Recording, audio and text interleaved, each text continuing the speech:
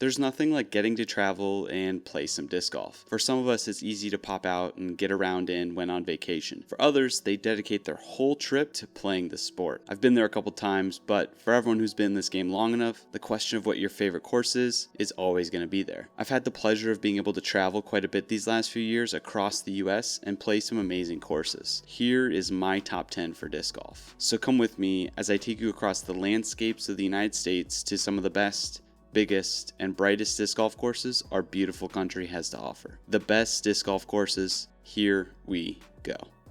Silver Creek in Wisconsin is a beast of a course. 36 holes, you can spend all day there if you want. It features a couple really unique holes that are some of my favorite. A throw down the mountain hole where you drive off a bluff down to a basket with water right behind it. Another incredible hole at this course is the iconic lighthouse hole. On the backside of the course, a peninsula juts out onto Lake Michigan with a basket right in the middle of it, on top of a mini lighthouse. As the winds off Lake Michigan blow, it makes for some really tough putting onto the lighthouse basket. Playing in the Wisconsin woods is always something special. For me, when it comes to some of the coolest courses I've ever played, if it has that championship feel, it gets major bonus points. Just outside of Kansas City, Missouri, Bad Rock Creek is that kind of course. It's brutal from the longs, but one thing I want to note is how much the course changes when you play shorter layouts. A course like this, it could be higher on my list, but it isn't for the reason that it's not that special from the shorts. To get the full experience of this course, you really need to play the championship layout. The course has every way to challenge a disc golfer, from long drives, tight up shots, some water holes, it's all there. Bad Rock Creek, if anyone finds a pink thrasher, let me know, lost it on the back nine. After playing more and more courses on the list, the UDisc Top 100 is a fun metric to use, but for me, not 100% reliable. Yes, every course on there is amazing, but some of them are very questionable on how they're ranked. This is the first course we're going to look at that's in the top 20 for that list, and it has been for a while now. Wildcat Bluff in Iowa was the first course I went to that had some really cool things they did, such as a pegboard for the hole layouts. Most holes had 4 layouts, so whenever they switched the basket, they could adjust the peg on the board for the tee pad signs. Another thing that was cool about Wildcat was every tee pad had a broom, and every hole had multiple tee pads. It's these kind of aesthetics that add to a different experience. Now for the course, better get good at throwing tight lines because every hole is incredibly tight with trees. Wildcat has been a staple in the UDisc Top 100, and it's up there at number 16 for a reason. For those of you that watch Disc Golf Pro Tour, you will recognize New World down in Florida. They've hosted the Disc Golf Pro Tour Championship a couple times, then just recently a Silver Series event. At this facility, they have a couple of disc golf courses running through different ball golf holes, and they're cool, don't get me wrong, but it's nothing incredible. But what is their disc golf only course. The green course at New World, set in a mix of Florida jungle and sand dunes, is so freaking sweet to play. Every shot you have something new to deal with. My favorite hole there was on the back nine, where it's a tunnel mando shot, so you have to keep it below the line that stretches across a valley. Also, when I got to play there last year, they had single disc golf carts that you can toss your bag onto. It's like a mix of a golf cart and dune buggy. It was an awesome experience at an amazing facility.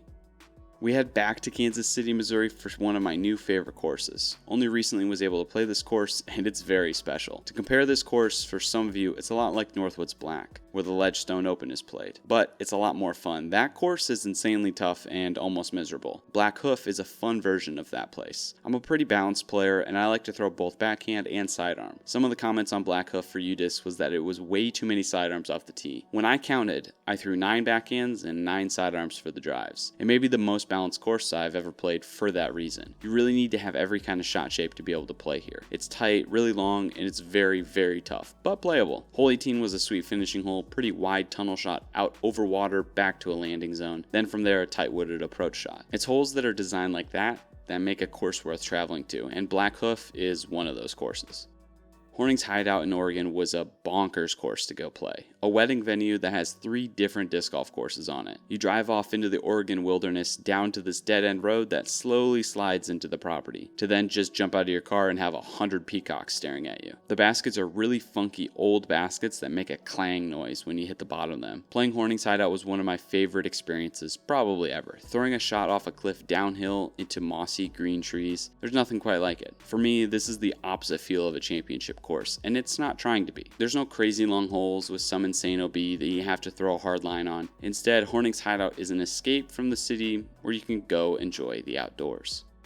Georgia disc golf hits different, trust me. Hobbs Farms disc golf is maybe the best example of how well park-style disc golf can really be. There's only so much a course can be aesthetically pleasing. Sometimes it's just about playing disc golf, throwing shots, having cool holes to try and dissect. 18 holes of disc golf where you have never been bored by a single hole, where you never feel like, man, I've played so many holes like this before. Hobbs Farms has 18 ways to challenge a disc golfer. Probably the coolest hole on the property was the boardwalk hole. A walkway that goes across a marsh has parts of it that jut out, making tee pads. You can choose your difficulty on how far up you want to go. Such a cool idea to make for a disc golf shot. That's what Hobbs Farm is. Cool shots all day long. This is probably going to be the hot take for a lot of you fellow disc golfers. Blue Ribbons Pine in Minnesota. And it's going to be a hot take because of how I have it at my number 3 spot. For a long time, it's been a top 10 course on UDisc, and for good reason. It's amazing. This is another course I got to recently play, and it's what inspired this video. I didn't know where to put it in my top 10 though. When I played there, we got to play a 30-hole layout that they have, which was awesome. Then we played like 5 more holes on their championship level layout. Again, it was awesome. But for me, I just have 2 other courses I would rather play than here. That's all it is. But for a lot of people, BRP is their number 1 course. They do some amazing things though, like hole 8 and hole 24 are the Kobe holes. Baskets specifically designed with the Lakers colors and Kobe Bryant's number. That for me was a highlight of the course. They have so many holes there that from the short layout you can have a lot of fun with. Then when it becomes the championship layout, the mood shifted to where it's time to focus up and make some shots. Blue Ribbon Pines, top 3 course I've ever played, and one I will always remember. The number 1 spot is hard for me, and Pickard Park came so close. Home of the Des Moines Challenge, Pickard Park is the prime example for me when it comes to a disc golf championship level course. When I walk off hole 18 every time, I'm like, man, this is a full-grown course, and each year they adjust something to keep making it better. You have long par 5s, par 4s that are attackable, some water holes, and some tunnel shots in the woods. This facility has everything, and it makes sense for a Pro Tour event to be held here. I'm not a fan of watching disc golf on a ball golf course. I want to see a place that's its own course, that can have the distance to challenge the top disc golf pros, and cool enough shots to make it enjoyable for the amateurs too. It's not enough for number 1, it's close, but not enough. So if you're ever in the middle of Iowa for some reason, Pickard Park is a must travel to destination. You can try the shots that the pros pull off, and then you can quickly realize just how bad you are compared to these guys. Before we get to my number 1 course, here's a couple of the places that didn't make it into the top 10 but still deserve an honorable mention. Snyder Park in southern Florida, one of the most diverse Florida courses I've ever played, with beautiful jungle landscape and some sweet elevation tee shots.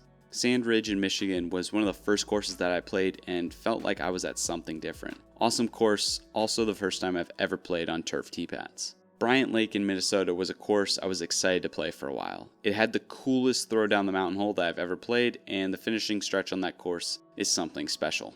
The closest to making it into my top 10, Pier Park in Portland, Oregon, is an amazing red cedar forest that has some of the coolest looking tee shots I've ever played. Really hard course, one of the toughest on this list, and it was something special to play as you walk among those amazing trees.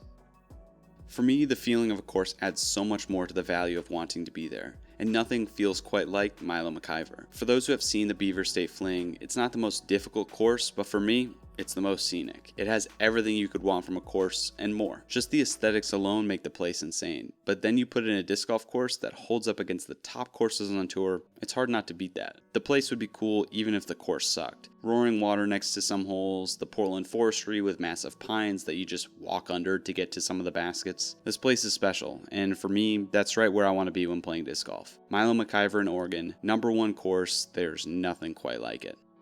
In total, 14 courses spanning over 7 different states, disc golf is everywhere, and I've only scratched the surface on the best courses in disc golf. Thanks for watching. Comment down below if any of you guys have played these courses before, or if you thought my rankings of them were kinda whack.